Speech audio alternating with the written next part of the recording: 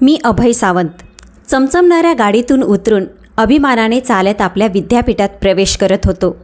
विद्यापीठातील सगळ्याच मुली माझ्याकडे डोळे वर करून पाहत होत्या. प्रत्येक मुलगी माझ्यावर जणू जीव टाकत होती, पण मी कोणत्याही मुलीला थारा दिला नाही. मी प्रत्येक मुलीशी मैत्री नक्की केली. हीच तर माझी खासियत होती.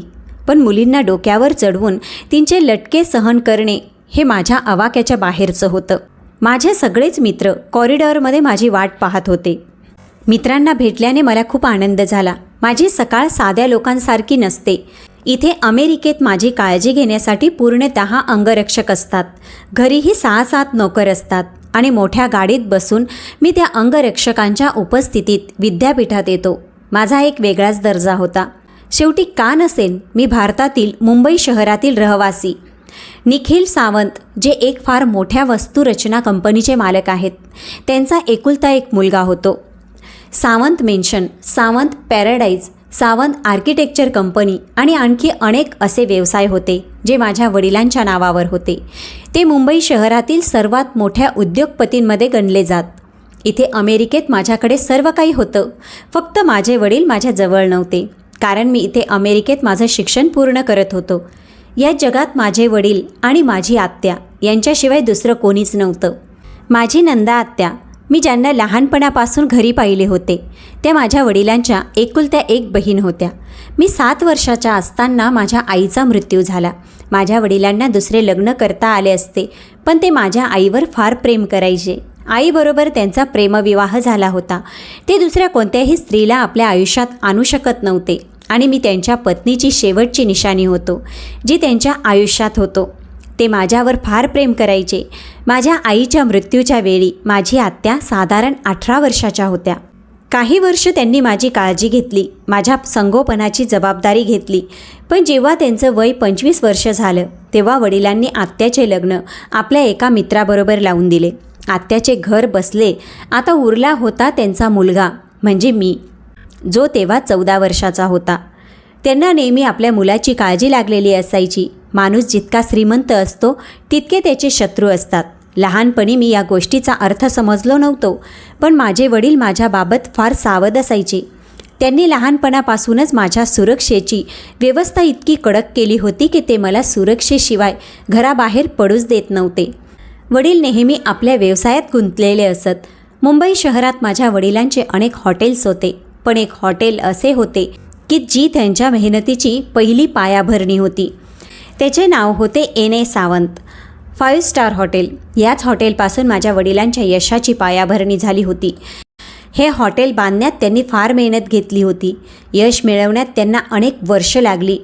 NA 5 स्टार हॉटेलमध्ये प्रत्येक सुविधा होती, जी पाहुण्यांना फार आवडायची. मोठमोठे श्रीमंत लोक आमच्या हॉटेलमध्ये उतरत. या हॉटेलनंतर हळूहळू वडिलांनी यशाच्या पायऱ्या चढण्याची संधी मिळाली. पण या यशामध्ये ते हळूहळू आपल्या मुलापासून दूर होत गेले. त्यांचे लक्ष आपल्या व्यवसायात जास्त असायचे, त्यामुळे ते आपल्या मुलाबाबत थोडेसे चिंतेत पडत. एके दिवशी त्यांनी निर्णय घेतला की ते आपल्या मुलाला अमेरिकेत शिक्षणासाठी पाठवतील. तिथे मुलाबरोबर सुरक्षा असेल, त्याची काळजी घेण्यासाठी नोकर असतील, ज्यामुळे माझे वडील भारतात राहून आरामात आपल्या व्यवसायाची काळजी घेऊ शकतील आणि दुसरीकडे मुलाचे शिक्षणही पूर्ण होत राहील आणि अमेरिकेत त्यांच्या मुलाला कुठलीही हानी पोचणार नाही. माझ्या वडिलांना या गोष्टीची चिंता नेहमी असायची. जर मला कोणी काही करण्याचा प्रयत्न केला तर ते स्वतःला कधीच माफ करू शकणार नाही. मग माझ्या आत्याचेही लग्न झालेले होते, म्हणून ते माझ्यासाठी आणखी जास्त चिंता करायचे. त्यांनी 14 वर्षाच्या वयात मला अमेरिकेत शिक्षणासाठी पाठवले. पण अमेरिकेत पाठवल्यावर ते मला विसरले नव्हते. माझ्या अंगरक्षकांची पूर्ण टीम माझ्याबरोबर असायची. वडील त्यांना फोन करून वारंवार माझ्या प्रत्येक क्षणाची बातमी घेत असत. मी तर इथे माझ्या मित्रांसोबत माझ्या अभ्यासात व्यस्त होतो. आयुष्य चांगलं जात होतं. वडिलांशी रोज फोनवर बोलणं व्हायचं. व्हिडिओ कॉलवरही बोलणं होत असे. वडील अनेकदा अमेरिकेत मीटिंगसाठी आले होते. ते वर्षातून एकदा 1 महिना माझ्याबरोबर राहून जात असत आणि सांगत की जेव्हा तुझे शिक्षण पूर्ण होईल तेव्हा मी तुला भारतात बोलावेन. आता माझे शिक्षण पूर्ण होण्यात 1 वर्ष शिल्लक राहिलं होतं, पण मला माहीत नव्हतं की 1 वर्ष पूर्ण होण्याआधीच मला भारतात परत जावे लागेल. गेल्या 3 दिवसापासून माझ्या वडिलांशी फोनवर बोलणे झाले नाही. जरी चौधरींचे बोलणे नेहमी वडिलांशी होत असले तरी विद्यापीठातून सुट्टी झाल्यावर जेव्हा मी घरी जात होतो तेव्हा अचानक माझा मोबाईल वाजला. तेव्हा पाहिले की आत्यांचा कॉल आहे. आत्यांचा कॉल येताच मी आनंदित झालो. मी लगेच कॉल उचलला. आत्यांच्या बोलण्यात आज काही वेगळंच होतं. असे वाटत होते की त्या फार उदास आहेत. जरी त्या मला कधी कधी कॉल करत होत्या तरी पण आता काही दिवसांपासून त्या रोज मला कॉल करायच्या आणि माझ्या खुशालीची विचारपूस करत असत. वारंवार हे सांगत होत्या की तू आपली फार काळजी घे. मी पाहत होतो की माझी सुरक्षा टीमही फार उदास होती. नकळत मला असे वाटत होते की माझ्यापासून काहीतरी लपवले जात आहे. मला काही विचित्र वाटलं. मी या गोष्टीची चौकशी करण्याचा प्रयत्न केला पण मला कोणताही क्लू मिळाला नाही. सध्या माझ्या परीक्षा चालू होत्या आणि मी माझ्या अभ्यासात इतका व्यस्त होतो की दुसऱ्या कोणत्याही गोष्टीकडे लक्ष देऊ शकलो नाही. पण फार वेळापासून माझ्या वडिलांशी बोलणे होत नव्हते. वडिलांचा मोबाईल नंबर बंद पडत होता. आत्या सांगत होत्या की ते पूर्णपणे बरे आहेत. तू त्यांची चिंता करू नकोस. फक्त आपल्या अभ्यासाकडे लक्ष दे. तसेही 6 महिन्यानंतर तुला इथे परत यायचेच आहे. तुला आपली फार काळजी घ्यायची आहे. त्या वारंवार एकच शब्द सांगत होत्या पण तरीही माझे मन वडिलांशी बोलण्यासाठी अगदी बेचैन झालं होतं. नकळत मला कसल्या तरी गडबडीची जाणीव झाली. मग अखेर एके दिवशी माझ्या मनाला शांती मिळाली जेव्हा वडिलांचा कॉल तर आला नाही पण मेसेज आला. त्यांच्या नंबरवरून मेसेज आला की बाळा, मी या दिवसात फार व्यस्त आहे म्हणून तुला कॉल करू शकलो नाही. पण मी पूर्णपणे बरा आहे आणि तुझ्या भारतात परत येण्याची वाट पाहत आहे. लवकर परीक्षा दे, आपली डिग्री घे आणि मग मी तुला इथे बोलवण्याची व्यवस्था करेन. माझे वडील फार चांगले माणूस होते. त्यांनी कधी विश्वासघात केला नाही, दुसऱ्यांचा हक्क मारला नाही. ते नेहमी प्रामाणिकपणे काम करत. त्यांनी कधीही आपल्या व्यवसायाशी संबंधित कोणतीही गोष्ट मला सांगितली नव्हती. त्यांचे म्हणणे होते की जेव्हा तू इथे येशील, सर्व काही आपल्या डोळ्यांनी पाहशील आणि आपल्या हातात घेशील तेव्हा तुला सर्व काही समजेन. मी आत्ताच माझ्या मुलावर जास्त दबाव टाकू इच्छित नाही. मी इच्छितो की माझा मुलगा अमेरिकेत राहून आधी आरामात आपले शिक्षण पूर्ण करेन, जेणेकरून जेव्हा तो इथे हिंदुस्थानात परत येईल तेव्हा पूर्ण शहराला माहीत होईल की हा माझा एकुलता एक मुलगा अभय शिंदे आला आहे आणि पुढचा व्यवसाय वारसदार तोच असेल. वडिलांच्या बोलण्याने मला नेहमी आनंद होत होता आणि मग अखेर तो दिवसही आला जेव्हा मला भारतात परत जायचे होते. या 6 महिन्यात एकदाही मी वडिलांचा आवाज ऐकला नव्हता. होय, मेसेजने बोलणे सतत होत राहिले. त्यांचे नेहमीचे म्हणणे असायचे की मी फार व्यस्त आहे. सध्या मी फार उत्साहित होतो.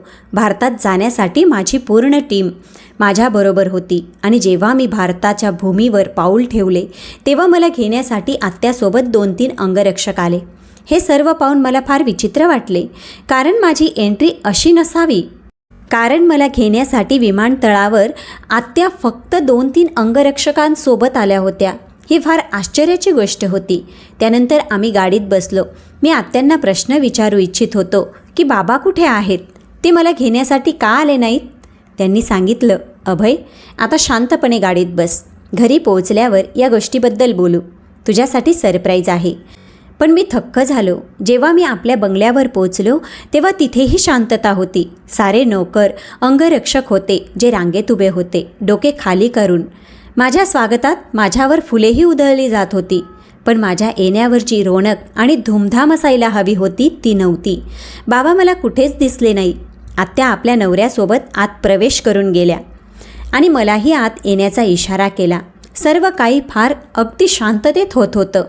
घरात प्रवेश करताच मी त्यांना प्रश्न विचारला की हे सर्व काय आहे आत्या? तुम्ही तर सांगत होतात की जेव्हा तू येशील तेव्हा आम्ही हे करू ते करू. तुझ्या स्वागतात पूर्ण शहर जमा होईल आणि इथे तर पूर्ण शांतता आहे आणि बाबा नक्कीच आजही व्यस्त असतील कोणत्या ना कोणत्या मीटिंगमध्ये ना. आत्या म्हणाला की बरं, बस तू, आपण बसून बोलू ना. नकळत आत्या आणि काका यांच्या चेहऱ्यावर फार उदासी पसरली. मी फार वेळानंतर भारतात परत आलो होतो. आपल्या घराकडे आश्चर्याने पाहत होतो. इथे येऊन मला बरे वाटत होते, पण सर्वत्र मला वीरान दिसत होतं. हे घर जिथे मी लहानपणी खेळायचो, ते घर सर्व सुविधा असूनही आज घर वाटत नव्हतं.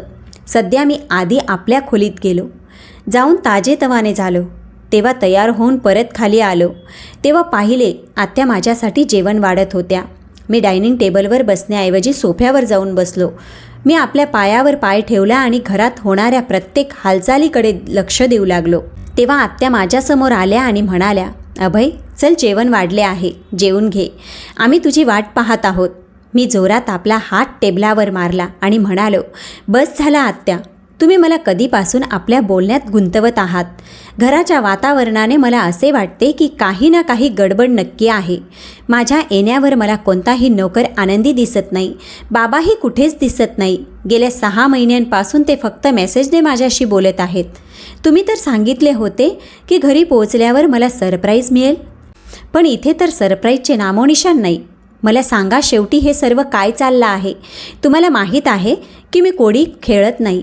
थेट मुद्द्यावर येतो. आत्या एक खोल श्वास घेऊन माझ्यासमोर येऊन बसल्या. म्हणाल्या, अभय, तुला सर्व काही कळेल. फक्त आधी थोडेसे जेवून घे, त्यानंतर बसून बोलू. मी म्हणालो, नाही, मला जाणून घ्यायचे आहे की शेवटी काय गोष्ट आहे. मी अनेक वर्षानंतर परत आलो आहे. इथले वातावरण पाहून मला विशेष आनंद झाला नाही. तुम्ही, काका इथे उपस्थित आहात. तुम्हाला माहीत आहे की माझे वडील कुठे आहेत? सकाळपासून हा वेळ झाला, अजून ते घरी का आले नाही? आत्यांनी काकांकडे पाहिले. काकांनी आत्यांना हळू आवाजात सांगितले की नंदा, बस, फार झाले. अभय जे विचारत आहे ते सांग. शेवटी तू सर्व काही कधीपर्यंत लपवणार? मी आश्चर्याने आत्याकडे पाहिलं. त्यांनी सांगितले, अभय, तुझे वडील म्हणजे माझे भाऊ. इतके म्हणताच अचानक आत्यांच्या डोळ्यात अश्रू आले. माझे शरीर त्यांच्या अशा प्रतिक्रियेमुळे सुस्त पडलं. माझे श्वास अडकले. पण आत्या पुढे जे म्हणाल्या ते ऐकून कदाचित मला आपल्या कानांवर विश्वास बसला नव्हता. त्यांनी सांगितले, 6 महिन्यांपूर्वी तुझ्या वडिलांचा मृत्यू झाला आणि ही गोष्ट आम्ही मजबुरीने तुझ्यापासून लपवली होती. हे तुम्ही काय सांगत आहात? तुम्ही शुद्धीत आहात का? पण काका म्हणाले, बाळा, तुझी आत्या पूर्णपणे बरोबर सांगत आहे. 6 महिन्यांपूर्वी तुझ्या वडिलांचा मृत्यू झाला. आम्ही तुला त्यांच्या मृत्यूची बातमी देऊन त्रास देणे इच्छित नव्हतो. आत्या म्हणाल्या, आमच्या बोलण्यावर विश्वास ठेव अभय. तू भाऊंचा एकुलता एक मुलगा आहेस. आम्ही इच्छित नव्हतो की तिथे तुला तुझ्या वडिलांच्या मृत्यूची बातमी मिळावी आणि तू त्रस्त व्हावा. आत्या आणि काकांच्या बोलण्याने माझ्या डोळ्यात रक्त सळसळले. मी म्हणालो, माझ्या वडिलांचा मृत्यू झाला आणि तुम्ही मला आता सांगत आहात? मी रागाने एक नजर आत्यांकडे टाकली आणि म्हणालो की म्हणून तुम्ही रोज मला फोन करून सांगत होतात की आपली काळजी घे. शेवटी तुम्ही माझ्यापासून माझ्या वडिलांच्या मृत्यूबद्दल का लपवले? शेवटी का केलं तुम्ही असं माझ्याबरोबर? जरी प्रत्येक मुलगा आपल्या वडिलांच्या मृत्यूवर त्रस्त होतो, याचा अर्थ असा नाही की त्यांच्या शेवटच्या वेळी मी त्यांना पाहूही शकणार नाही. शेवटी त्यांच्यासोबत काय झाले होते? माझ्या बोलण्यावर आत्या आणि काकांच्या नजरा खाली झुकल्या. आत्या समोरच्या सोफ्यावरून उठून माझ्या शेजारी येऊन बसल्या. माझ्या हातावर हात ठेवून म्हणाल्या, हे बघ अभय, शांतपणे माझं बोलणं ऐक. तुझ्या वडिलांचा मृत्यू अपघात नव्हता, तर त्यांना जीवे मारण्याचा प्रयत्न केला गेला होता. 6 महिन्यांपूर्वी जेव्हा अचानक मला भाऊंच्या अपघाताची बातमी मिळाली, तेव्हा मी लगेच रुग्णालयात पोचले. तिथे जाऊन मी पाहिले की भाऊंचे श्वास चालू होते. शेवटच्या वेळी त्यांनी मला फक्त इतकेच सांगितले की मी तुझी फार काळजी घ्यावी आणि त्यांच्या मृत्यूची बातमी तुला देऊ नये. ते इच्छित होते तू आपले शिक्षण पूर्ण करून वेळेवर इथे परत यावं. तुझ्याविषयी कोणाला काही माहीत नाही की तू अमेरिकेत गेला आहेस. लहानपणापासूनच त्यांनी सर्वांना ही गोष्ट सांगितली होती की त्यांचा मुलगा बाहेर शिक्षण घेतो, पण कुठे घेतो हे कोणाला सांगितलं नव्हतं. त्यांचे फार शत्रू आहेत बाळा, आणि ते मरण्यापूर्वी काही महिन्यांपासून या गोष्टीला फार चांगलं जाणत होते की त्यांचे शत्रू त्यांच्याबरोबर काही डाव खेळत आहेत. ते आपल्या बचावासाठी काही करू शकतील. याआधीच त्यांच्या शत्रूंनी त्यांचा अपघात घडवला. आता ते शत्रू कोण आहेत हे तर मला माहीत नाही, पण भाऊंच्या मरण्यापूर्वी काही महिन्यांपासून मी त्यांना फार त्रस्त पाहत होते. ते नेहमी तुझ्याबद्दल बोलायचे आणि आपल्या हॉटेलबद्दल बोलायचे. ते सांगत असत की काही लोक त्यांना व्यवसायात त्रास देत आहेत. हळूहळू त्यांचा व्यवसाय नुकसान होत आहे आणि त्यांच्या कोणत्या तरी शत्रूची नजर एने हॉटेलवरही आहे. ते हॉटेल उद्ध्वस्त करू इच्छितात. मी त्यांना समजावले होते की त्यांनी कोणाची तरी मदत घेऊन सर्व काही नीट करून घ्यावे. त्यांचे म्हणणे होते की मला कोणाच्या मदतीची गरज नाही. भाऊंचे बोलणे मान्य करून मी तुला त्यांच्या मृत्यूबद्दल सांगितले नव्हते आणि ना तुला इथे बोलावले गेले. आणि अजूनही तुझ्या येण्याची बातमी आम्ही बाहेर काढली नाही, कारण आम्ही इच्छित नाही की शत्रूंना कळावं की त्यांचा मुलगा आला आहे. आणि ते तुझ्यावरही कोणत्याही प्रकारचे जीवघेणे हल्ले करतील. अभय, तुला शोधून काढायचे आहे की तुझ्या वडिलांचा मृत्यू कोणामुळे झाला, कारण तू आपल्या वडिलांच्या मृत्यूचा बदला घेऊ शकशील. भाऊंचे सारे व्यवसाय आणि त्यांची सारी मालमत्ता हळूहळू त्यांच्यापासून दूर होत आहे. आम्ही काही करू शकत नाही. आता जे करू शकतोस तूच करशील, म्हणून आम्ही तुझ्या इथे येण्याची वाट पाहिली आणि तुझ्या इथे येण्यानंतरच भाऊंच्या मृत्यूबद्दल तुला सांगितले. मी म्हणालो, तर मग इतके दिवस माझ्याशी मेसेजने बोलणं कोण करत होतं?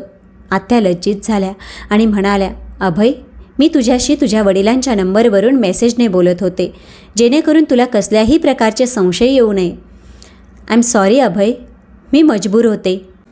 माझ्यासाठी माझ्या भावाचे बोलणं मान्य करणं जास्त महत्त्वाचं होतं. हे सर्व ऐकून तिथे एकीकडे मला आपल्या वडिलांच्या मृत्यूचे दुःख झाले होते, तर दुसरीकडे फार राग येत होता माझ्या वडिलांच्या शत्रूंवर. शेवटी असा कोण होता जो आम्हाला उद्ध्वस्त करू पाहत होता? मी रागाने आपल्या मुठी आवळल्या आणि तिथून उठून थेट आपल्या खोलीत गेलो. रागात मी खोलीतील सामान इकडे तिकडे फेकू लागलो आणि आपल्या डोळ्यातून येणाऱ्या अश्रूंना पुसले. माझे वडील या जगात राहिले नाही आणि मी अजूनही हे समजत नव्हतो की ते माझी वाट पाहत आहे. पण ते तर आधीच हे जग सोडून गेले होते आणि मला त्यांच्या मृत्यूची आता बातमी मिळत आहे. मी हळू पावलांनी चालत आपल्या खोलीत असलेल्या माझ्या आणि वडिलांच्या फोटोकडे पाहू लागलो. यात आम्ही दोघं किती आनंदी दिसत होतो. वडिलांनी नेहमी माझ्या इच्छांची काळजी घेतली होती. मला लहानपणाचा तो दिवस आठवू लागला, जेव्हा मी 6 वर्षाचा होतो आणि बागेत फुटबॉल खेळत होतो. आई आणि वडील मला पाहून फार आनंदी होते. जेव्हा मी अचानक खेळता खेळता कोसळलो आणि माझ्या गुडघ्याला इजा झाली. मी रडू लागलो. जास्त इजा नव्हती, पण माझ्या या साध्या इजेमुळे माझ्या वडिलांना फार त्रास झाला होता.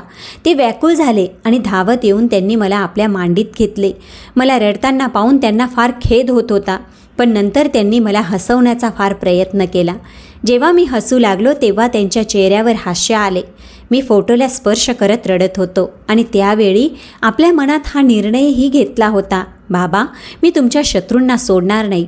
तुमची मालमत्ता, व्यवसाय सर्व काही नंतर आपल्या ताब्यात येईन, पण आधी हे शोधून काढेन की तुमचा असा कोणता शत्रू आहे ज्याने तुमचा जीव घेतला. त्या माणसाला मी आता कधी यशस्वी होऊ देणार नाही.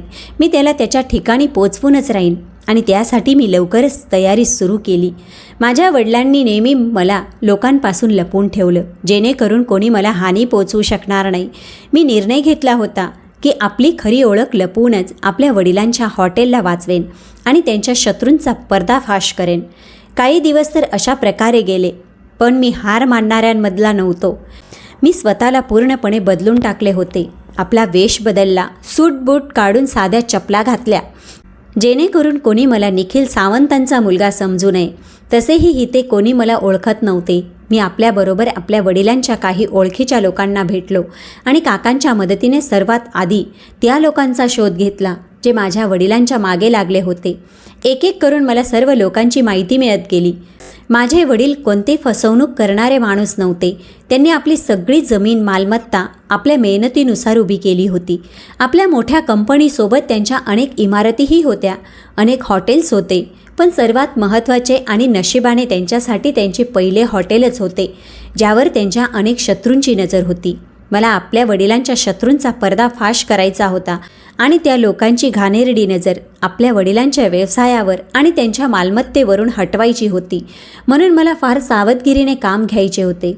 बातमी मिळाली की माझ्या वडिलांच्या शत्रूंनी त्याच्या नसण्याचा फायदा घेतला आहे आणि ते लोक हे समजत होते की माझ्या वडिलांचा कोणी नाही, म्हणून ते हळूहळू आमचे सर्व काही उद्ध्वस्त करू लागले होते. पण त्यांना हे माहीत नव्हते की खेळाडू आता मैदानात उतरणार आहे. मला खात्री होती माझ्या वडिलांचा शत्रू आणि त्यांचा जीव घेणारा, त्यांना उद्ध्वस्त करणारा माणूस त्यांच्या आवडत्या हॉटेलमध्ये बसलेला आहे. मी आपला वेश बदलून त्या हॉटेलला पोचलो. जिथे पोचताच माझ्या डोळ्यात अश्रू आले. या हॉटेलचा मालकाचा मुलगा असूनही मी येथे असा वेश बनवून जात होतो जसे कोणते भिकारी माणूस जाता. मी कोणता कच्चा खेळाडू नव्हतो, तर मी आपल्या वडिलांच्या कुटुंब वकिलाबरोबर मिळून सारे पुरावे गोळा करून घेतले होते. तेव्हाच मी हॉटेलात पाऊल ठेवत होतो. आता मला शोधायचे होते की शेवटी माझ्या वडिलांसोबत आणि त्यांना उद्ध्वस्त करण्यामागे त्यांच्या शत्रूंनी कोणकोणते डाव खेळले आहेत आणि काय काय करत आहेत. पण इथे येण्याआधी आत्या मला फार समजावत होत्या आणि म्हणाल्या होत्या की तुला एकट्याने तिथे जायचे नाही, तुला सुरक्षेसोबतच जायचे आहे. मी आत्यांना सांगितले की जर मी सुरक्षेसोबत गेलो तर लोकांना संशय येईल. ज्या शातीर पद्धतीने माझ्या वडिलांना मारले गेले आहे त्या पद्धतीने मी त्यांच्या शत्रूंना बदला घ्यायचा आहे. जेव्हा मी या हॉटेलात पाऊल ठेवले तेव्हा माझ्या डोळ्यात अश्रू आले आणि मला आपल्या वडिलांची आठवण आली. साधे कपडे घालून मी या हॉटेलच्या आत गेलो आणि मी आपले नाव राहुल वर्मा सांगितले. माझ्या हातात एक जुने बॅग होते. मला पाहताच अंगरक्षकाच्या कपाळावर लगेच आठी आली. अंगरक्षकाने माझा वेश पाहून लगेच माझा रस्ता अडवत म्हणाला, ए मुला, आत कुठे जात आहेस? तुझे इथे काय काम आहे? मी त्याला तिरकस नजरेने पाहिलं. माझ्या डोळ्यात अभिमान होता. मी जर इच्छिलो तर आत्ताच आणि याच वेळी त्याचे तोंड फोडू शकलो असतो, कारण मी कोणतीही बदनामी सहन करत नाही. पण मी स्वतःवर नियंत्रण ठेवले आणि निरागस चेहरा करून म्हणालो, माझी इथे बुकिंग आहे. फक्त त्याबद्दल विचारायचे होते. अंगरक्षकाने हसत आपल्या साथीदाराला सांगितले, अरे पहा तर हा मुलगा म्हणतो की याची इथे बुकिंग आहे. चेहरा आणि वेशाने तर हा कोणता भिकारी वाटतो. अंगरक्षकाने पुन्हा मला सांगितले की चाल निघ इथून. तुझ्यासारखे लोक तर या 5 स्टार हॉटेलच्या आसपासही फिरकत नाही आणि तू बुकिंगचं बोलत आहेस? इथे सर्व श्रीमंत लोक येतात. हे फार विलासी हॉटेल आहे. कोणत्याही साध्या माणसाला ते परवडू शकत नाही. इतक्यात हॉटेलच्या रिसेप्शनवर उभे असलेल्या विनोद सिन्हांनी ही गोष्ट ऐकली. त्याने आपल्या नजरा माझ्यावर टाकल्या आणि वरपासून खालीपर्यंत मला निहाळले. त्याच्या ओठांवर हलके हास्य पसरले. विनोद सिन्हा म्हणाले की सर, तुमचा वेश पाहून मला वाटत नाही की तुमचे इथे कोणते बुकिंग असेल. हे हॉटेल फार महाग आहे. कदाचित तुम्ही चुकलेल्या जागी आला आहात. मी त्याच्याच पद्धतीने त्याला उत्तर दिले, सर कृपया एकदा तपासून पहा. कदाचित माझे बुकिंग याच ठिकाणी असेल. विनोदने बेफिकरपणे सांगितलं, ठीक आहे, मी तपासतो. तुम्ही वेटिंग एरियात जा. मी मान डोलावली आणि वेटिंग एरियात येऊन बसलो. माझे कपडे साधे असण्याबरोबरच फार घाणेरडे आणि फाटलेले जुने होते. म्हणून मला पाहून कोणालाही विश्वास होत नव्हता की इतक्या मोठ्या हॉटेलमध्ये माझी बुकिंग असू शकते. लॉबीत बसलेले लोक मला विचित्र नजरेने टक लावून पाहत होते. कोणीतरी हळूच म्हणाले, वाटते फुकटचे खाण्यासाठी आला आहे. दुसऱ्याने म्हटले की याची तर इतकी औकातही नाही की इथले पाणीही विकत घेऊ शकेन. मी हे सर्व काही ऐकले पण शांत राहिलो. मी कोपऱ्यात ठेवलेल्या एका खुर्चीवर बसलो. लॉबीचे वातावरण विचित्र झाले. मी पाहिले होते की हॉटेलची सुविधा पूर्णपणे चांगली नव्हती. अजून मी तिथेच बसलो होतो जेव्हा विनोद तिथून गेला आणि आपल्या एका साथीदाराला म्हणाला की या मुलाला इथून हटवा. माहीत नाही व्यवस्थापक सर याला पाहून काय म्हणतील. अशा लोकांना बसवणेही फार विचित्र आहे. याच्या इथे असण्याने आपल्या हॉटेलची प्रतिमा खराब होऊ शकते. त्याच्या साथीदाराने हसत सांगितले की ठीक आहे, थोड्या वेळाने हा आपल्या मनाने जातो तर जाऊ द्या, पण नाही गेला तर याला धक्के देऊन इथून काढून टाकले जाईल. आणि त्यांच्या बोलण्याप्रमाणे जेव्हा मला तिथे बसून अर्धा तास झाला तेव्हा 2 अंगरक्षक माझ्याजवळ आले आणि जबरदस्तीने मला तिथून काढू लागले. मी त्यांना ओरडत म्हणालो, माझी इथे बुकिंग आहे, कृपया सर माझ्या बोलण्यावर विश्वास ठेवा. पण त्या दोघांनी मला जबरदस्तीने तिथून काढले, ज्यावर तिथे उपस्थित सारे लोक मला हसू लागले. पण मी अजून हार मानली नव्हती, कारण मला काहीही करून त्या माणसाला पाहायचे होते जो माझ्या वडिलांच्या या हॉटेलवर आपला ताबा जमवून बसला होता. हॉटेलमध्ये जास्त पाहुणे तर नव्हते. एक वेळ अशी होती जेव्हा या 5 स्टार हॉटेलमध्ये पाऊल ठेवण्याची जागा नव्हती, पण आता तर मोजकेच लोक इथे दिसत होते. मी हार मानली नाही. त्या दिवशी मला धक्के देऊन काढून टाकले गेले आणि मी त्या निकृष्ट माणसाला भेटू शकलो नाही. पण पुन्हा दुसऱ्या दिवशी मी हॉटेलला गेलो आणि मी पुन्हा तीच गोष्ट सांगितली की इथे माझे बुकिंग आहे. मी विनोदला म्हणालो की मला व्यवस्थापक सरांना भेटायचे आहे, मला त्यांच्याशी काही आवश्यक बोलायचे आहे.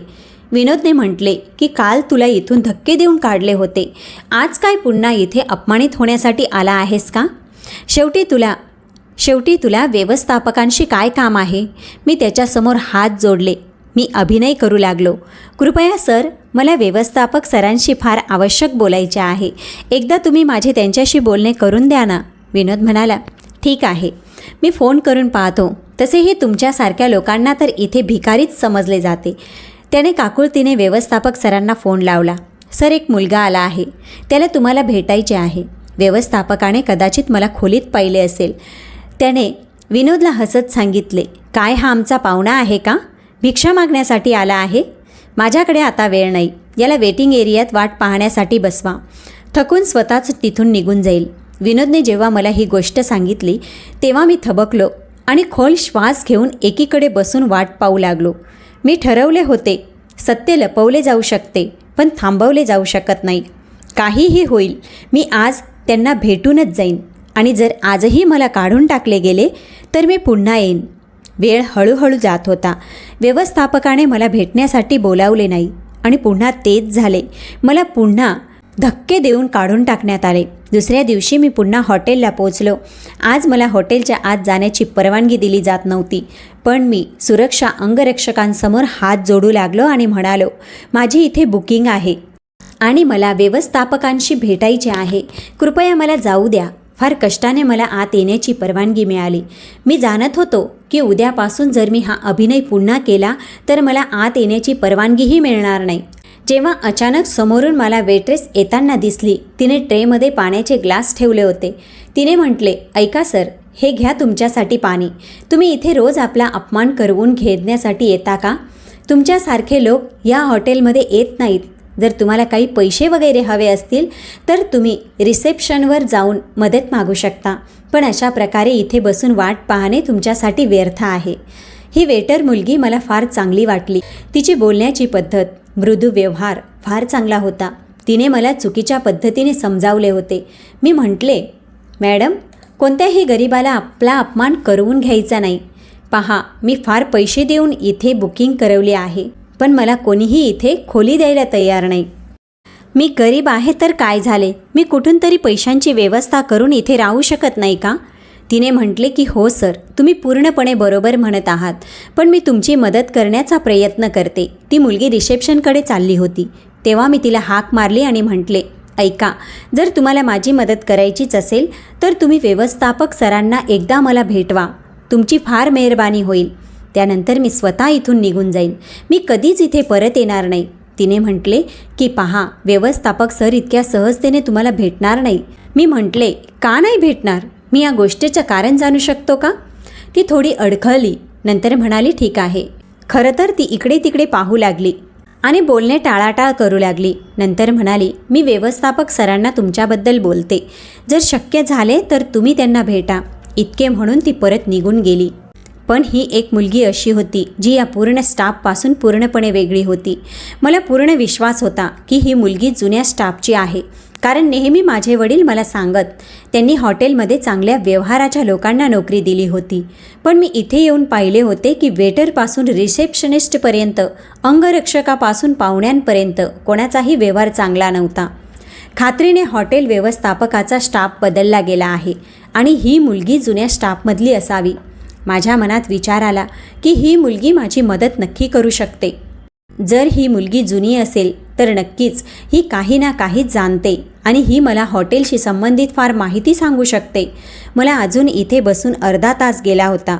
ती मुलगी पुन्हा माझ्याजवळ आली आणि म्हणाली, आय एम सॉरी सर, तुम्ही इथून जाऊ शकता. सरांना तुम्हाला भेटायचे नाही.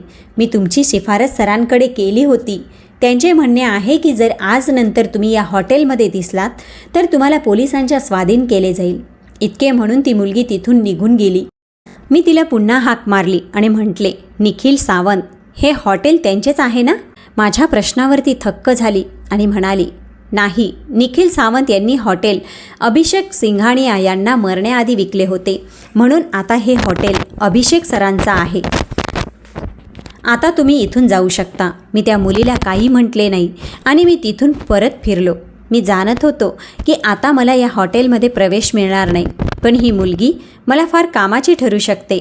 आता मला काहीही करून त्या मुलीला मोहरा बनवून यातून आपला फायदा घ्यायचा होता. मी आपल्या माणसांना वेटर मुलीची माहिती काढायला सांगितली. तेव्हा समजले ती गेल्या 4 वर्षापासून आमच्या हॉटेलमध्ये वेटरची नोकरी करत आहे. आश्चर्याची गोष्ट ही होती की पूर्ण स्टाफ बदलला गेला, पण ही मुलगी जुनीच होती. ही गरीब कुटुंबाची होती आणि हिचे नाव शिल्पा होते.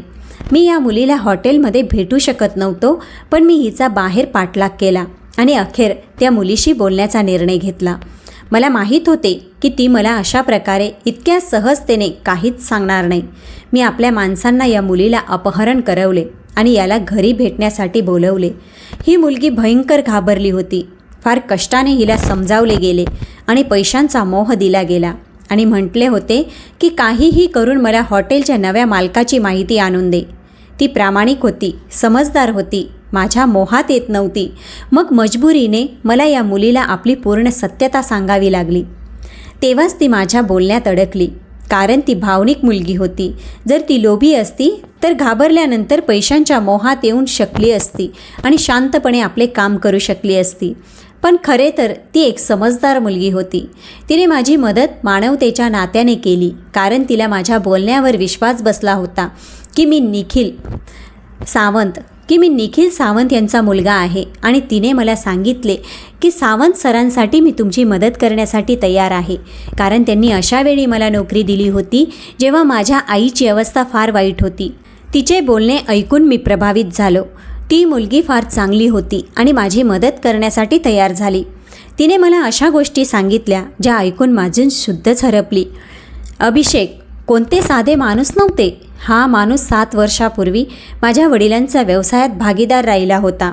जेव्हा त्याला कळले की माझ्या वडिलांना सर्वात जास्त यश यने हॉटेलपासून आहे, तेव्हा त्याने तेच मिळवण्याचे ठाम केले आणि भागीदार बनून माझ्या वडिलांच्या पाठीत खंजीर खुपसू लागला.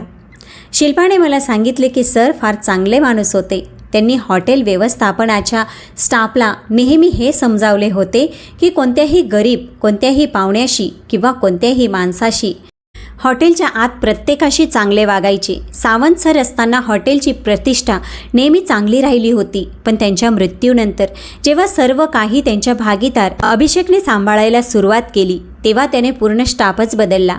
ते मलाही हॉटेलमधून काढत होते, पण मी त्यांच्या पायात लोटांगण घातले. रडत रडत म्हणाले की मला इथून काढू नका. मला इथे काम करत फार वेळ झाला आहे. मला इतक्या सहजतेने दुसरीकडे नोकरी मिळणार नाही.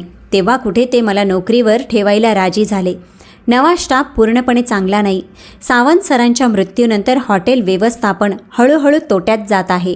जिथे आमच्या हॉटेलमध्ये रोज 300 ते 400 पाहुणे येत असत, आता साधारण 100 पाहुणेही दिवसात कष्टाने येतात, कारण हॉटेलची सुविधा खराब करून टाकल्या आहेत. स्विमिंग पूलची स्वच्छता होत नाही. जिम, स्पामध्ये सुविधा कमी करून टाकल्या आहेत. वायफायचे कनेक्शन बंद करून टाकले आहे. 24 तास खोली सेवा म्हणून स्टाफचे लोक हसत खेळत राहतात. हॉटेलमध्ये जर कोणते नुकसान होते तर ते दुरुस्त करण्याचा प्रयत्न केला जात नाही. पाहुण्यांना चांगले अन्न दिले जात नाही. हॉटेलची जी प्रतिष्ठा होती ती सर्व मुद्दाम मातीमध्ये मिळवली जात आहे, जेणेकरून हळूहळू ह्या हॉटेलचे नामोनिशाण संपवले जाईल आणि इथे हॉटेल संपवून एक मॉल बनवले जाईल. ज्या मॉलचे मालक अभिषेक असतील, त्यांना काहीही करून हे हॉटेल उद्ध्वस्त करायचे आहे आणि हे संपवायचे आहे, कारण हे हॉटेल वर्षानुवर्ष सावंत सरांच्या नावाने चालत आहे. हॉटेलचा व्यवस्थापकही फार अभिमानी माणूस आहे. ते लोक मुद्दाम हॉटेलला तोट्यात आणत आहेत. शिल्पाच्या बोलण्याने, रागाने मी माझ्या मुठी आवळल्या. माझ्या वडिलांची वर्षानुवर्षाची मालमत्ता अशा प्रकारे उद्ध्वस्त केली जात आहे, हे मी होऊ देणार नव्हतो. आता मला ते पाऊल उचलायचे होते ज्याचा मी हकदार होतो. माझ्याकडे सर्व काही होते. मी थेट त्यांचा सामना करून आपले हॉटेल आपल्या ताब्यात घेऊ शकत होतो. पण नाही. शिकार नेहमी पिंजऱ्यात तेव्हाच अडकवायचे जेव्हा शिकार स्वतः कमजोर होऊन पिंजऱ्यात अडकतो. आता मला अभिषेकचा शोध घ्यायचा होता. मी शिल्पाकडून माफी मागितली होती. मी तिला सांगितले की मी निखिल सावंतचा मुलगा आहे आणि आपल्या वडिलांच्या शत्रूंचा बदला घ्यायचा आहे. मी तिचे फार आभार मानले. तिने माझी मदत केली. पुढेही शिल्पा माझी मदत करण्यासाठी तयार होती. शिल्पाच्या मदतीने आणि आपल्या काही माणसांच्या मदतीने अभिषेक विरुद्ध मी सगळी माहिती काढली.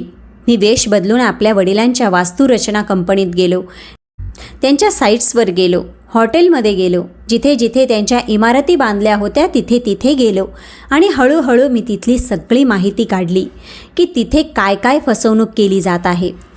सगळीकडे अभिषेकचे नाव प्रकर्षाने दिसत होते. त्या माणसाला माझ्या वडिलांना कमजोर करायचे होते, पण माझे वडील हार मानणाऱ्यांमधले नव्हते. ते नेहमी सिंहासारखे लोकांचा सामना करायचे.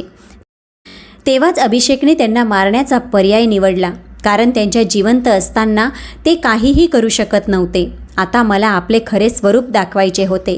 मला अभिषेकला भेटायचे होते, कारण मी फक्त अजूनपर्यंत अभिषेकचे नाव ऐकले होते. तो ही गोष्ट चांगली जाणत होता की निखिल सावंतचा मुलगा अभय सावंत अमेरिकेत शिक्षणासाठी गेला आहे. इकडे माझ्या आत्या आणि काकांनी काम फार चांगले केले की माझ्या वडिलांच्या मृत्यूनंतर जेव्हा माध्यमवाल्यांनी त्यांच्याकडून मुलाखत घेतली तेव्हा त्यांनी त्यात जाहीर केले की अभय सावंत अमेरिकेत स्थायिक झाला आहे आणि त्याने तिथेच लग्न केले आहे. त्याचा भारत येण्याचा कोणताही हेतू नाही. आपल्या वडिलांच्या मृत्यूवरही तो आला नाही, कारण लहानपणापासूनच त्याला आपल्या वडिलांशी विशेष असा लगाव नव्हता. या गोष्टीने शत्रूंना आणखी प्रोत्साहन मिळाले आणि त्यांनी समजले की त्यांचा रस्ता साफ झाला आहे. ते जे इच्छितात ते करू शकतात. पण हे सर्व एक डाव होता जो मला फार कामाचा ठरणार होता. काही दिवस अशाच प्रकारे गेले. मी आपल्या वडिलांच्या शत्रूला पकडण्याची पूर्ण तयारी करत होतो. एके दिवशी मला शिल्पाने सांगितले, जर्मनीची एक टीम इथे मॉल बनवण्यासाठी अभिषेकशी भेट घेण्यासाठी हॉटेलमध्ये येणार आहे. बस हीच माझ्यासाठी फार चांगली संधी होती. ज्या दिवशी भेट होती आणि ज्यावेळी भेट निश्चित केली होती त्यावेळी मी आपली एंट्री करणार होतो. जर्मनीचे क्लायंट्स आले होते आणि ते लोक भेटीच्या खोलीत जाऊन बसले. अजून हॉटेलशी संबंधित बोलणे सुरू झाले होते जेव्हा मी 5 गाड्यांसोबत आणि आपल्या साधारण 15 ते 20 अंगरक्षकांसोबत हॉटेलला पोचलो. तेव्हा हॉटेलमध्ये उपस्थित साऱ्यांचे डोळे विस्फारले गेले. नेहमी या हॉटेलमध्ये श्रीमंत लोक येत राहतात, पण मला पाहून सर्व लोक थक्क झाले. जेव्हा मी आत्मविश्वासाने चालत आत प्रवेश केला आणि माझ्या मागोमाग माझे अंगरक्षक, ज्यांच्या हातात मोठ्या बंदुका होत्या, ते माझ्यासोबत आत आले, तेव्हा कोणाचीही मजाल नव्हती की कोणी मला थांबवू शकेल. शिल्पा मला आत्मविश्वासपूर्ण नजरेने पाहत होती. हॉटेलचे सुरक्षा अंगरक्षक, रिसेप्शनिस्ट इतकेच नव्हे तर हॉटेल व्यवस्थापनाचा एक एक माणूस मला पाहून चकित झाला होता. काहींनी मला ओळखलेही की मी तोच माणूस आहे जो काही वेळापूर्वी इथे आला होता आणि इथे आपली बुकिंग असण्याचा दावा करत होता, पण मला धक्के देऊन इथून काढले गेले होते. मला मध्ये थांबवण्याची कोणाचीही हिंमत नव्हती. मी थेट चालत भेटीच्या खोलीत गेलो. जसे मी दरवाजा उघडला आणि आत प्रवेश केला तसे सगळेच थक्क झाले. आत अभिषेक आणि त्याचा मुलगा राहुल उपस्थित होते. जर्मनीचे जे लोक भेटीसाठी आले होते आणि इथे मॉल बनवण्यासाठी आपले शेअर्स देणार होते, त्यांच्यासमोर मी जाऊन उभा राहिलो. नंतर मी सर्वांना आपली ओळख फार अभिमानाने दिली. नमस्कार, आय एम अभय सावंत, या हॉटेलचे मालक निखिल सावंतचा एकुलता एक मुलगा. हे ऐकून अभिषेक आणि त्याच्या मुलाला एक जोरदार धक्का बसला. तिथे बसलेले सारे लोक फाटलेल्या डोळ्यांनी मला पाहू लागले. अभिषेकने म्हटले, व्हॉट द हेल, तुम्ही कोण आहात? निघा इथून. कोणी तुम्हाला आत येण्याची परवानगी दिली? मी आपल्या कुटुंब वकिलांना पुढे केले. त्यांनी टेबलवर सारे कागदपत्र टाकले आणि जर्मनीहून आलेल्या लोकांना सांगितले की तुम्ही ज्या माणसाशी बोलत आहात हा हॉटेलचा खरा मालक नाही, तर खरा मालक तुमच्या डोळ्यासमोर उभा आहे. हे ऐकून जर्मनीचे लोक भडकले. त्यांनी म्हटले, शेवटी आमच्याबरोबर हा काय विनोद चालला आहे? जेव्हा माझ्या वकिलाने आपल्या भाषेत त्यांना सर्व काही समजावले आणि सांगितले की निखिल सावंत या हॉटेलचे 100% मालक आहेत, तर अभिषेकने फक्त त्यांच्या मालमत्तेवर ताबा केला आहे आणि ते ही मालमत्ता फसवणुकीने तुम्हाला दाखवून तुमच्याकडून शेअर्स वसूल करायचे आहेत. जर्मनीहून आलेली टीम रागाने उठली. सगळी हकीकत कळाल्यावर त्यांनी अभिषेक आणि त्याच्या मुलाला खरी खोटी ऐकवली आणि ते लोक तिथून निघून गेले. या दरम्यान अभिषेक आणि त्याच्या मुलाचा पारा वाढला होता. त्यांनी म्हटले की आम्ही तुला सोडणार नाही. ते लोक अंगरक्षकांना हाक मारत होते, पण अंगरक्षकांमध्ये कोणीही त्यांचे बोलणे ऐकणारा नव्हता. त्यांची हैसियत मी संपवली होती आणि मी पोलिसांना त्यांचे सगळे काळे चिठ्ठे दिले होते, तेही पूर्ण पुराव्यासोबत. मीही अभय सावंत होतो. मी कोणत्या कच्च्या गोळ्या खेळल्या नव्हत्या. अभिषेकचे सारे काळे धंदे मी पोलिसांना दिले होते. अभिषेक आणि त्याच्या मुलाने आत्तापर्यंत जे जे भ्रष्ट काम केले होते ते सर्व मी आपल्या डोळ्यांनी पाहिले आणि त्यांच्या सर्व माहिती आणि पुरावे काढल्यानंतर सर्व काही पोलिसांसमोर सादर केले होते, कारण त्यांचेच माणसे मी आपल्या पैशाने विकत घेतले होते आणि त्यांना रस्त्यावर आणण्याची पूर्ण योजना आखली होती. ते लोक रागाने फणफणत होते, भडकत होते, पण पोलिसांनी जागेवर येऊन त्यांना अटक केली आणि पोलीस त्या दोघांना आपल्याबरोबर घेऊन गेले. ते दोघेही काही करू शकत नव्हते, कारण मी त्यांना फार लाचार करून टाकले होतं. ज्या प्रकारे त्यांनी माझ्या वडिलांना लाचार आणि मजबूर केलं होतं आणि मरण्यापूर्वी माझ्या वडिलांना प्रत्येक प्रकारे त्रास देण्याचा प्रयत्न केला होता. मी हॉटेलच्या पूर्ण स्टाफला एकत्र केलं आणि त्यांना सांगितलं की हे माझे हॉटेल आहे, माझ्या वडिलांचे हॉटेल आहे. तुमचे व्यवहार मी पाहिले आहेत आणि आता तुमच्यातील कोणीही इथे नोकरीवर राहणार नाही. ज्या प्रकारे माझे वडील आपल्या हॉटेलची इज्जत बनवण्यासाठी नेहमी चांगल्या लोकांना इथे नोकरीवर ठेवत आणि इथल्या स्टाफच्या चांगला व्यवहार आणि इथल्या चांगल्या कामामुळे या हॉटेलची इज्जत होत असे, तसेच इथली इज्जत अजूनही कायम राहील, पण तुमच्या असण्याने नाही. रिसेप्शनिस्ट, व्यवस्थापक, अंगरक्षक आणि हॉटेल व्यवस्थापकाच्या स्टाफचा एक एक सदस्य फार लज्जित झाला. यात त्यांचीही कोणती गैरसोय नव्हती. ते लोक बेफिकीरपणे काम करत होते, कारण त्यांना इथे थांबवणारा, टोकणारा कोणीच नव्हतं. अभिषेकचा उद्देश होता हॉटेलची प्रतिष्ठा खराब करणे, जो सहजतेने होत होती, पण असे मी होऊ देणार नाही. मी सर्व लोकांना नोकरीतून काढून टाकले आणि अजूनही जर स्टाफमध्ये कोणी शिल्लक राहिले असते तर ती होती शिल्पा, जिने माझी फार मदत केली होती.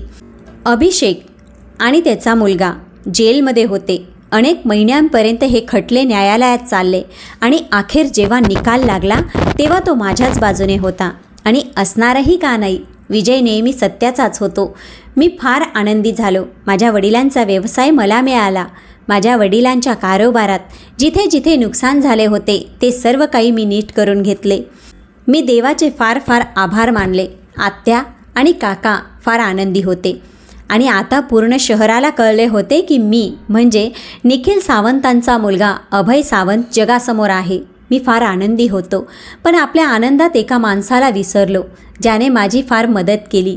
ती होती शिल्पा. मी हॉटेलच्या पूर्ण स्टाफला बदलले.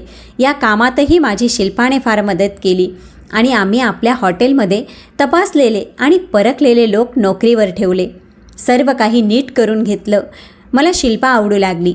जरी ही गोष्ट मी तुम्हाला आधीही सांगितली आहे की मी कधीही कोणत्याही मुलीला पसंत करत नव्हतो. शिल्पाची निरागसता, तिचे निरागस वागणे मला फार आवडले होते आणि सर्वात चांगली गोष्ट ही होती की या मतलबी जगात त्या गरीब मुलीने कोणताही मतलबाशिवाय माझी मदत केली होती. एके दिवशी मी शिल्पासमोर आपल्या मनाची अवस्था उघड करून ठेवली आणि तिला म्हटले होते की मी तुझ्यावर प्रेम करतो, तू माझ्याशी लग्न करशील का? मला आशा होती की ती होकार देईन, पण तिने नकार दिला. तिने म्हटले की सर, मी असे करू शकत नाही. जगाला वाटेल की माझ्यासारख्या मुलीने तुमच्यासारख्या श्रीमंत माणसाला आपल्या प्रेमाच्या जाळ्यात अडकवले आणि मग स्वतः मालकीन बनली. मला संपत्ती कीर्तीचा कोणताही शौक नाही. मी एका गरीब कुटुंबाची आहे. माझ्या कुटुंबात माझ्या 3 बहिणी आहेत आणि माझी आई आहे जी आजारी राहते. फक्त मी आपल्या कुटुंबासाठी इथे नोकरी करते. मी माझ्या बहिणींमध्ये सर्वात मोठी आहे. आपल्या बहिणींचे लग्न करायचे आहे. आपल्या आईचा उपचार करून तिला निरोगी करायचे आहे आणि फक्त हाच माझ्या आयुष्याचा उद्देश आहे. मी तुमच्याशी लग्न केल्यानंतर लोकांना कोणत्याही चुकीच्या समजुतीत टाकू शकत नाही. शिल्पाचे बोलणे माझ्या मनावर जाऊन धडकले. मला माहीत होते की ती इतक्या सहजतेने माझ्या प्रेमात कैद होणार नाही, कारण ती माझ्यावर प्रेमच करत नव्हती. जर ती माझ्यावर प्रेम करत असती तर कदाचित माझ्याशी लग्नासाठी मान्यही झाली असती. ती अशी मुलगी होती जिच्या मनात माझ्यासाठी प्रेम असणे फार आवश्यक होते. आता मला तिच्या मनात आपले प्रेम निर्माण करायचे होते. मी रोज तिच्या घरी जात होतो. तिच्या आई आणि बहिणींशी मी मैत्री केली. तिच्या आईचा उपचार मी करवू लागलो. जरी ती या गोष्टीवर फार नकार देत होती आणि हळूहळू तिच्या बहिणींचे लग्न करवण्यात मी तिची मदत केली. ती माझ्या आयुष्याचा एक उद्देश बनली होती. मी तिला प्रभावित करण्याचा फार प्रयत्न करत होतो. मी इच्छित होतो की काहीही करून तिच्या मनात माझ्यासाठी प्रेम बसावे आणि शेवटी मी एके दिवशी या कामात यशस्वी झालो. जेव्हा एका रात्री अचानक तिच्या आईची अवस्था फार खराब झाली आणि शिल्पा एकटी फार त्रासात होती. मी लगेच मध्यरात्री शिल्पाच्या आईला रुग्णालयात घेऊन गेलो आणि त्यांचा उपचार करवून घेतला. शिल्पाच्या आईचा रक्तदाब फार वाढला होता. वेळेवर त्यांना रुग्णालयात पोचवल्याने त्यांचा जीव वाचला. शिल्पा भयंकर रडत होती, कारण डॉक्टरांनी तिला घाबरवले होते. जेव्हा तिच्या आईची अवस्था थोडी सुधारली तेव्हा ती मला धन्यवाद देऊ लागली. आणि मग काही वेळानंतर जेव्हा तिची आई बरी झाली तेव्हा तिने माझ्या प्रेमाची कबुली दिली. अशा प्रकारे माझे आणि शिल्पाचे लग्न झाले आणि ती माझ्या आयुष्यात समाविष्ट झाली. मला माझ्या आयुष्याचा प्रत्येक आनंद मिळाला. पण मला तुम्हा लोकांना हे म्हणायचे आहे की भारतात परत आल्यानंतर इथल्या आयुष्यात फार संघर्ष राहिला. काही लोकांच्या आयुष्यात फार संघर्ष असतो, विशेषतः त्यांच्या जे आई वडिलांशिवाय असतात. आता मी आनंदी आहे, माझ्याकडे सर्व काही आहे. माझे वडील नाहीत, या गोष्टीचे दुःख मला आयुष्यभर राहील. पण माझ्या वडिलांच्या गुन्हेगारांना शिक्षा मिळाली. जेव्हा न्यायालयात अभिषेक विरुद्ध कारवाई चालली होती तेव्हा फार असे चांगले लोकही होते ज्यांनी न्यायालयात जाऊन साक्ष दिली आणि पुरावे सादर केले की निखिल सावंतला जीवाने मारणारा माणूसही हाच आहे, कारण चांगल्या लोकांसोबत नेहमी चांगलेच होते. माझे वडील श्रीमंत माणूस नक्की होते, पण त्यांनी कधीही आपल्या संपत्तीचा चुकीचा फायदा घेतला नाही. त्यांनी नेहमी दुसऱ्यांची मदत केली. काही लोक माझ्या वडिलांच्या मृत्यूवर अभिषेकच्या भीतीने शांत होते. सत्य जाणूनही काही बोलले नाही. पण जेव्हा अभिषेक आणि त्याचा मुलगा जेलमध्ये गेले तेव्हा त्यांच्या मनात साक्ष देण्याची हिंमत जागी झाली आणि अशा प्रकारे सर्व काही समोर आले. प्रेक्षक मित्रांनो, आजची कहाणी तुम्हाला कशी वाटली कॉमेंटमध्ये नक्की सांगा. आवडली असेल तर व्हिडिओला लाईक करा, चॅनलला सबस्क्राईब करा आणि परत भेटूया पुन्हा अशाच एका नवीन कहाणीसोबत.